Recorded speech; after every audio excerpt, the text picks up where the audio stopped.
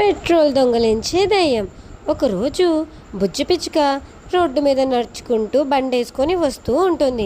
అప్పుడు బుజ్జి పిచ్చుకకి ఏమనిపిస్తుందంటే, అబ్బా, ఈరోజు ట్యాంక్ ఫుల్ చేసేసాను నేను బండిలో, ఇంకా వారం రోజులు చేయించాల్సిన పని లేదు అని బుజ్జి పిచ్చుక తన బండిలో కొట్టించిన పెట్రోల్ గురించి అనుకుంటూ వస్తుంది.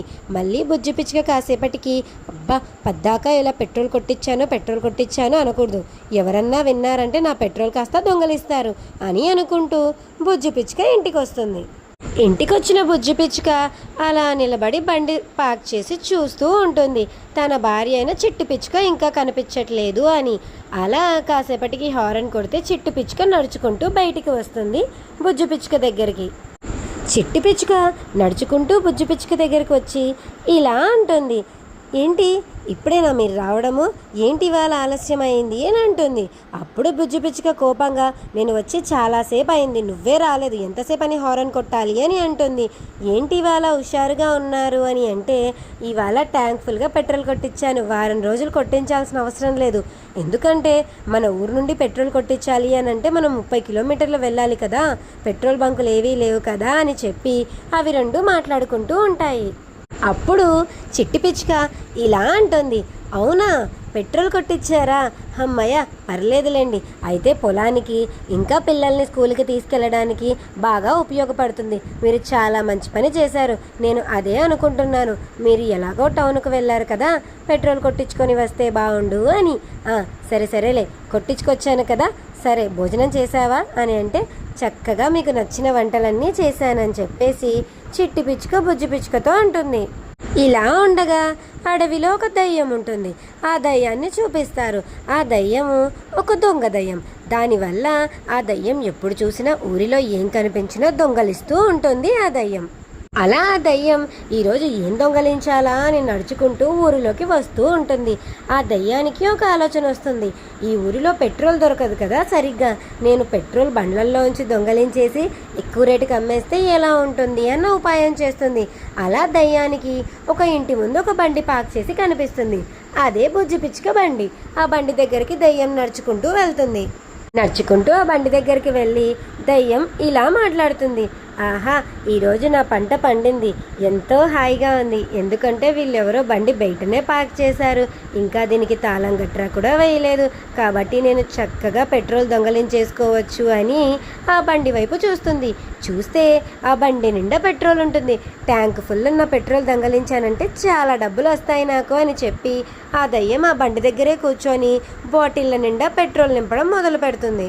అలా దయ్యం అటు ఇటు చుట్టుపక్కల అంతా చూస్తుంది. ఎవరైనా ఉన్నారా, కొంపతీసి నేను పెట్రోల్ నింపేటప్పుడు చూసేసి మళ్ళీ నేను దొరికిపోతానా అని అంతా చూస్తుంది. బుజ్జి పిచ్చుక చిట్టి పిచ్చుక వాళ్ళ ఇంట్లో నిద్రపోతూ ఉంటారు.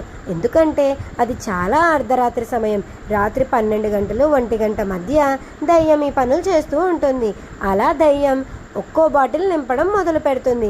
అలా తన దగ్గర ఉన్న బాటిళ్ళన్నీ దయ్యం ఒక్కొక్కటిగా అన్నీ నింపుకుంటుంది. నింపుకొని సంతోషంగా అక్కడి నుంచి బయలుదేరుతుంది దయ్యం, ఎందుకంటే బాగా పెట్రోల్ దొరికింది కాబట్టి. ఇలా ఉండగా మరుసటి రోజు ఉదయం లేచి బుజ్జి పిచ్చుక బయటికి వెళ్ళాలని వస్తుంది. వచ్చి బండిని చూస్తుంది. చూసి మనసులో ఇలా అనుకుంటుంది, నేనేంటి ఇవాళ పెట్రోల్ గురించి ఆలోచిస్తున్నాను, నేను రాత్రే కదా చక్కగా పెట్రోల్ కొట్టించాను పక్క ఊర్లో నుండి, ఇంకా ఎందుకు నేను బాధపడాలి, చక్కగా అక్కడ ఇక్కడ తిరగొచ్చు, ఇంకా నేను పొలం దగ్గరికి వెళ్తాను, దాని తర్వాత పంచాయతీ ఆఫీస్కి వెళ్తాను, అక్కడ పని చూసుకొని ఇంకా అక్కడి నుంచి పిల్లల్ని బడిలో దింపేస్తాను. ఇలా బుజ్జి పిచ్చుక తను ఆ రోజు ఏం చేయాలో అన్ని విషయాలని ఆలోచించి పెట్టుకుంటూ ఉంటుంది బుజ్జి పిచ్చుక. ఇలా ఉండగా బండెక్కి చూస్తే అందులో పెట్రోల్ ఉండదు. దానితో కోపం వచ్చి వెంటనే తన భార్య అయిన చిట్టు పిచ్చుకని పిలుస్తుంది. చిట్టు పిచ్చుక కంగారుగా బుజ్జి పిచ్చుక దగ్గరికి వస్తుంది. వచ్చి ఏం జరిగిందండి అని అడుగుతుంది. అప్పుడు బుజ్జి పిచ్చుక, బండిలో పెట్రోల్ లేదు, నువ్వేమైనా తీసి దాచావా, రాత్రి ఎవరైనా దొంగతనం చేస్తారో అని అడిగితే దానికి చిట్టు పిచ్చుక ఇలా సమాధానం ఇస్తుంది, అయ్యయ్యో, నేను అసలు పెట్రోలే తీయలేదండి, నాకు దాని గురించే తెలియదు అని చెప్తుంది. దాంతో బుజ్జి పిచ్చుకకి చాలా కోపం వస్తుంది. అంటే ఈ పెట్రోల్ ఎవరో దొంగలించారు. ఇప్పుడు చూసావా పెట్రోల్ కూడా లేదు. నేను పట్టణానికి వెళ్ళి మరీ పెట్రోల్ తెచ్చుకోవాలి అని చెప్పి చిట్టు పిచ్చుక చాలా అంటే చాలా బాధపడుతుంది.